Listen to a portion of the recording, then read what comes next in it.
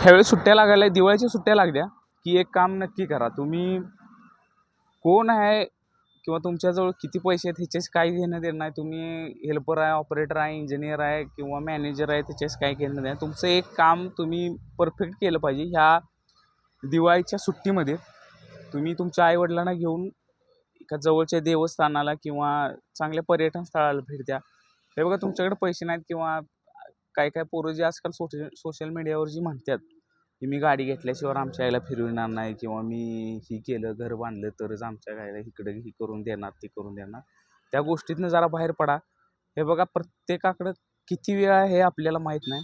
म्हणून तुम्हाला एक गोष्ट नक्की सांगतो, कारण किस्से असे घडलेले आहेत की स्वप्न पूर्ण झाले आहेत, पण ते स्वप्न पूर्ण झाल्यानंतर पाहायला ती व्यक्तीच नाही.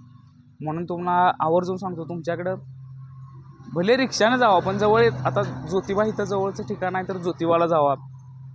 जे जवळ धार्मिक स्थळ असेल किंवा जिथं पर्यटन स्थळ असेल बाबा तिथं जाऊ शकतो, तर तिथं तुमच्या आईवडिलांना नक्की घेऊन जा. त्यांच्यासोबत फोटो काढा, त्यांच्यासोबत बोला, बसा. त्यांना वाटत असेल की एखाद्या पाहुण्याकडे जाऊन आपण सगळ्यांनी भेटून येऊ, काय करू, तर तिथं जा.